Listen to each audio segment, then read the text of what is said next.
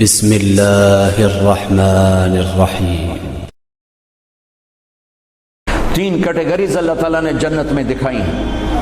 ان الابرار یشربون من کاس کان مزاجها کافورا، نیک لوگ خود ڈال کے پئیں گے، خود اٹھا کے کھائیں گے۔ یہ ہے بوفے سسٹم۔ بوفے لگا ہوتا ہے نا، آپے پاؤ تو آپے کھاؤ تو آپے پیو، تو یہ ایک بوفے سسٹم والی جنت ہے کہ جنتی ڈالتے ہیں پیتے ہیں۔ ایک اس سے اوپر وی آئی پی جنت ہے، یسقون فیہا کاسا کان مزاجها زنجبیلا، کہ وہاں وہ بوفے سسٹم نہیں ہے، وہاں سرونٹ سسٹم ہے، نوکر۔ یہاں تو آپ کے پاس نوکر ہوتے ہی نہیں نا، تو بڑے سے بڑا مالدار بھی بیچارہ آپ پہ ہی موٹر صاف کر رہا ہوں، آپ پہ ہی میٹ صاف کر رہا ہوں، آپ پہ ہی پیٹرول پا رہا ہوں۔ تو کئی سال پرانی بات ہے، ایک نوجوان نے مجھے اپنی گاڑی میں بٹھایا، یہیں تمہارے انگلینڈ، مجھ سے کہنے لگا مولانا یہ 2.5 لاکھ پاؤنڈ کی گاڑی ہے۔ میں نے کہا اس کے میٹ کون دھوتا ہے؟ کہا ہم خود ہی دھوتے ہیں۔ میں کہا ساڑی سزوکی تھوڑے کول چنگی ہے، ساڈا ڈرائیور دھوندا ہے سارے۔ تو یسقون فیہا کاسا کان مزاجها زنجبیلا، ایک وی آئی پی جنت ہے جہاں پلانے کے لیے نوکر ہوں گے، جہاں پلانے کے لیے فرشتے ہوں گے، جہاں پلانے کے لیے جنت کی لڑکی ہوں گی۔ میرے نبی کا فرمان ہے جنت کی لڑکی 7 سمندر میں تھوک ڈالے۔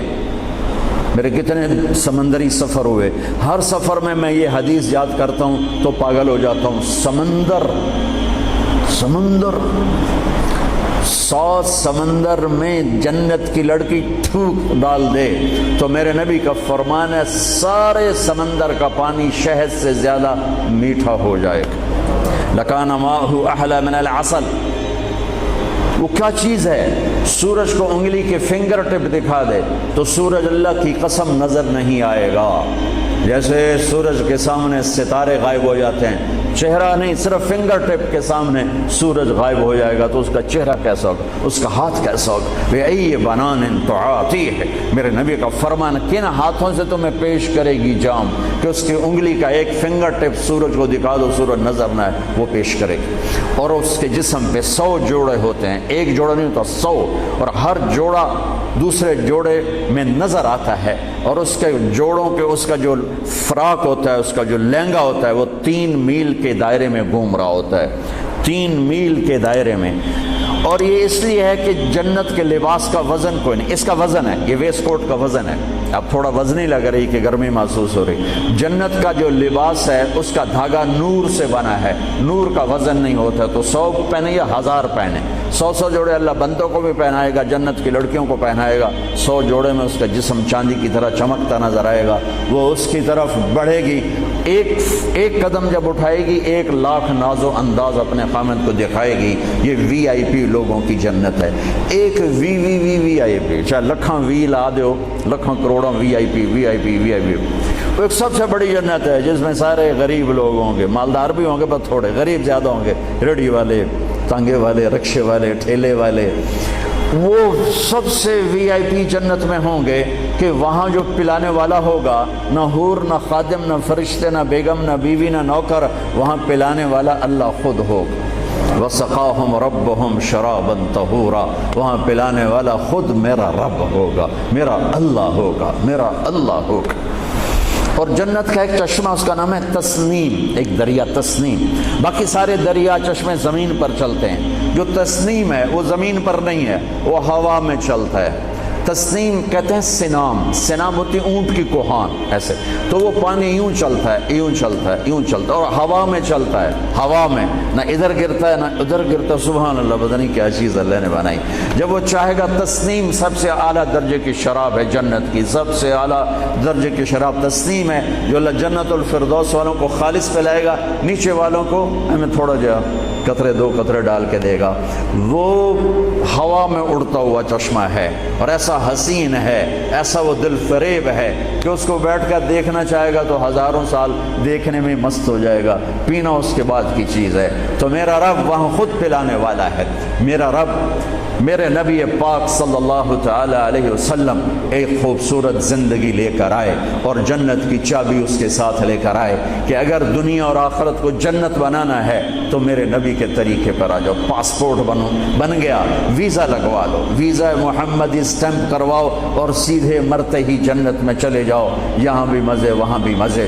میرے نبی کی زندگی ایک خوبصورت نمونہ ہے. ایک حدیث سنا کے میں بات ختم کرتا ہوں. ایک حدیث آپ آج مجھ سے لے لیں, ساری زندگی خوبصورت ہو جائے گی. صرف ایک حدیث سناؤں گا, ایک,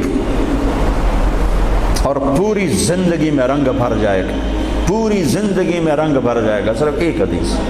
میرے نبی نے فرمایا اربع اذا كانت فيك لا يضرك ما فاتك من الدنيا اربع من كن فيه ما ضره ما فاته من الدنيا. میرے نبی نے فرمایا چار باتیں مجھ سے لے لو. چلی نہیں, چار. سوکھا کام ہے. فرمایا میرے نبی نے صرف چار گلاں میرے کو لے لو تو موجاں کرو ویملے وچ بھی تے جنت وچ. صرف 400 نہیں, 4000 نہیں, 50 نہیں, 100 نہیں, 10 نہیں, 4. کہا میری امت چار باتیں مجھ سے لے لو, موج کرو, جہاں مرضی رہو موج کرو, موج ہی موج. کہا یا رسول اللہ, ارشاد فرمائیں. آپ نے فرمایا صدق حدیث, ہمیشہ سچ بولنا, جھوٹ نہ بولنا. ساڑھے تو پہلے تے کلی اڑ گئی نا, وکٹ ہو گئی, کیچ آؤٹ نہیں, وکٹ. میرے نبی نے فرمایا صدق حدیث, سچ بولنا, جھوٹ نہ بولنا. حفظ و امانت, کبھی کسی کو دھوکہ نہ دینا, کبھی کسی کے ساتھ دو نمبری نہ کرنا, ہمیشہ دیانت داری کے ساتھ چلنا, ہمیشہ دیانت داری کے ساتھ چلنا, کسی کو دھوکہ نہ دینا, کسی کے ساتھ فراڈ نہ کرنا.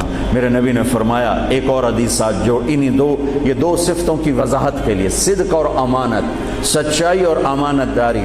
آپ سب ماشاءاللہ جانتے ہیں کہ ہمارے نبی کو کافروں نے جو ٹائٹل دیا وہ صادق اور امین کا دیا. اگر آپ مجھ سے سوال کریں اسلام کو دو لفظوں میں سمجھاؤ تو میرے پاس جو دو لفظ ہیں وہ علماء نے بتائے ہیں, سچائی اور امانت داری, دیانت داری.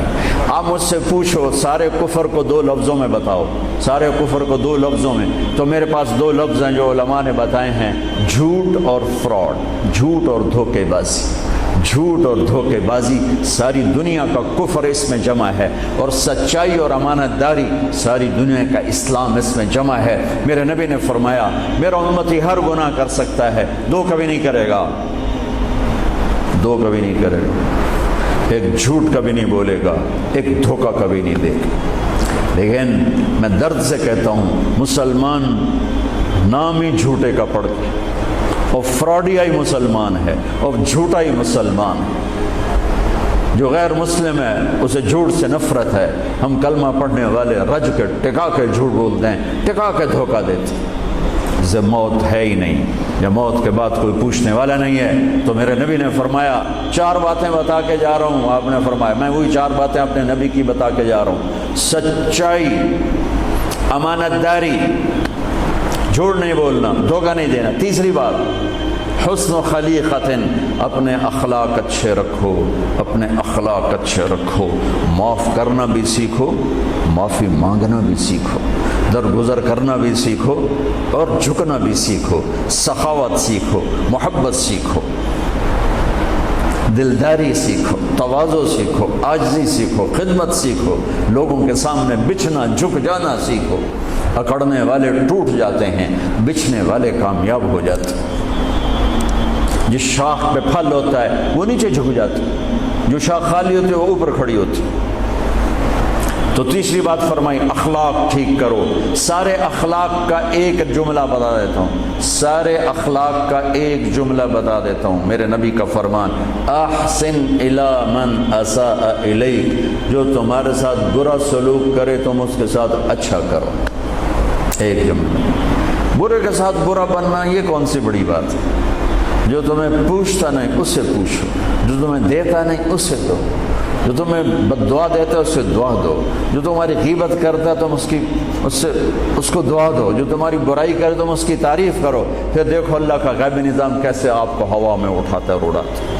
تو تیسری بات میرے نبی نے فرمائی اخلاق اچھے کر لو. چوتھی بات میرے نبی نے فرمائی، چوتھی بات آخری بات، عفت فی طعمت، عفت فی طعمت، جہاں مرضی رہو رزق حلال کماؤ، حلال روٹی کماؤ، حرام نہ کماؤ، حلال کماؤ حرام نہ کماؤ، کہ رزق حلال ایسی دولت ہے. میرے نبی کی مجلس میں ایک صحابی بیٹھے تھے، سعد بن معاذ. آپ کی نظر ان کے ہاتھوں پر پڑی تو وہ بڑے سخت جیسے مزدوروں کے ہاتھ ہوتے ہیں، لوہے کی طرح. تو آپ نے ان سے پوچھا سعد یہ تیرے ہاتھوں کو کیا ہوا ہے؟ کہ یا رسول اللہ میں بچوں کے لیے روٹی کماتا ہوں اور اس کے لیے دہاڑی کرتا ہوں، مزدوری کرتا ہوں، تو اس سے میرے ہاتھ سخت ہو گئے ہیں. تو آپ مجھے دیکھو. آپ نے ان کا ہاتھ پکڑا اور ایسے بوسہ لیا سب کے سامنے اور فرمایا بچوں کو حلال کھلاتے ہوئے، حلال حلال، شراب بیچ کے نہیں، جوا چلا کے نہیں، بچوں کو حلال کھلاتے ہوئے جو ہاتھ ایسے ہو جاتا ہے اس پر دوزخ کی آگ حرام ہو جاتی. ایک حدیث بھائیو لے لو، میں لے لوں، میں بولنے والا بھی محتاج ہوں، آپ لے لیں، آپ سننے والے بھی محتاج ہیں.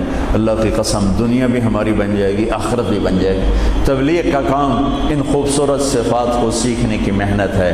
آپ سب سے گزارش کرتا ہوں کہ اور زیادہ نہیں تو مہینے میں 3 دن ضرور آپ جایا کریں تبلیغ کے ساتھ. انشاءاللہ اس سے آپ کو بہت فائدہ ہوگا، بہت خوبصورت زندگی نصیب ہوگی. اور آخری بات یہ کہتا ہوں، اگر آپ کسی سے لڑے ہوئے ہیں تو اٹھ کے صلح کر لیجیے. اچھے 4 باتوں میں ایک بات ہے اچھے اخلاق، اور اچھے اخلاق والا کسی سے لڑ کے بیٹھ نہیں جاتا، اس سے راضی ہو جاتا ہے، اس کو راضی کر لیتا ہے. اگر آپ جہاں انسان رہتے ہیں وہاں جھگڑے بھی ہوتے ہیں، کسی سے آپ ناراض ہیں تو معافی مانگ لینا، معاف کر دینا، تو اللہ آپ کے پچھلے سارے گناہ معاف کر دے. اور میاں بیوی آپس میں لڑے ہوئے ہوں اور وہ آپس میں صلح کر لیں تو یہ صلح اللہ کو اتنی پسند ہے کہ اللہ دونوں میاں بیوی کے پچھلی زندگی کے سارے گناہ معاف کر دیتے. تو بھائیو محبت سے رہو، پیار سے رہو، اپنے نبی کی زندگی کو سیکھتے سیکھتے چلو. انشاءاللہ دنیا بھی ہماری ہے، آخرت بھی ہماری ہے. السلام علیکم.